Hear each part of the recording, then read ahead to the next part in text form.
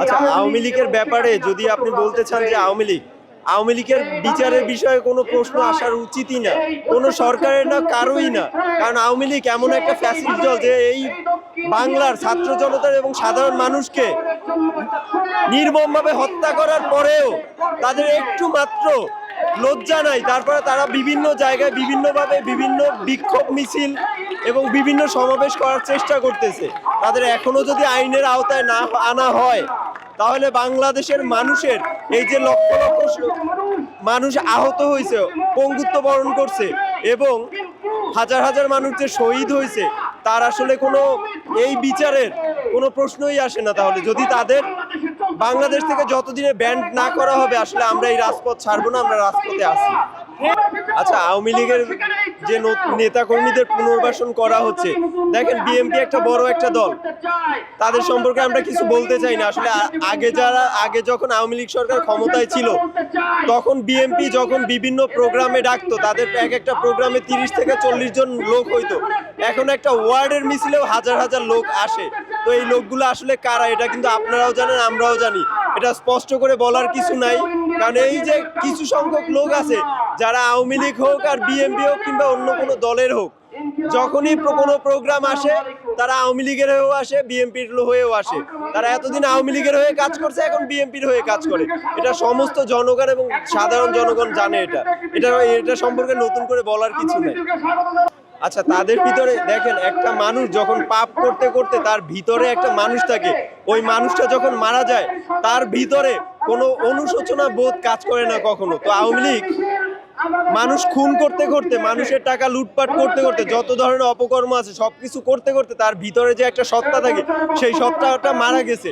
যার কারণে তার কাছে কোনো ধরনের অপরাধ মনে হয় না, সবকিছু ভালো কাজ মনে হয়। আসলে গত 16 বছর আওয়ামী লীগ যেই ফ্যাসিস্ট কার্যক্রম চালিয়েছে বাংলাদেশে, তাতে মোটামুটি প্রায় দেশের অনেক মানুষই লোভ লালসার কারণে তাদের সাথে সঙ্গ দিয়েছে। এখন অনেকেই গা ঢাকা দেওয়ার জন্য এনসিপি বলেন, বিএনপি বলেন, জামায়াত বলেন, সবার সাথে সংযুক্ত হওয়ার চেষ্টা করছে।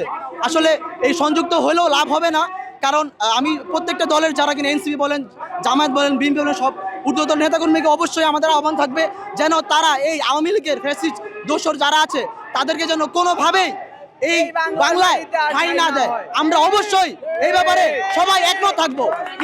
মানে বিএনপি, জামায়াত বলুন, এনসি বলুন, যেই বলুক, আসলে এই আন্দোলনটা ছিল পুরা সর্বত্র বাংলাদেশের সব জনতা, ছাত্র জনতা সবাই মিলে আন্দোলনটা করছে। এটা আসলে কারো একপাক্ষিক আন্দোলনে বাংলাদেশটা স্বাধীন হয়নি। তো আমি বলবো, যারাই কিনা এইসব দলীয় ভিত্তিক রাজনীতি করতে চাচ্ছেন, ট্যাগিং করতে চাচ্ছেন যে আমরাই সব কিছু করে ফেলছি, আমরাই সব, আসলে এরকম হবে না। এই বাংলাদেশ স্বাধীন করেছে ছাত্র জনতা, সবাই মিলে বাংলাদেশ স্বাধীন করেছে। আসলে এটা কেউ যদি নিজের নিতে চায় যে আমি এটা করেছি, আমি সেটা করেছি, আসলে এটা হবে না। এটা পুরো বাংলাদেশের সকল জনতা, ছাত্র জনতা সবাই মিলে একসাথে করেছে। সো আমি একটাই কথাই বলতে চাই, কোনো বিএনপি হোক, জামায়াত হোক, এনসিপির হোক, যেই দলের হোক, কেউ যেন এটার দাবি একা না, মানে দায় যেন, মানে উনি যে করছে এটা যেন উনি একা না নেয়, সবাইকে যেন এটা রিয়া করতে দেয়।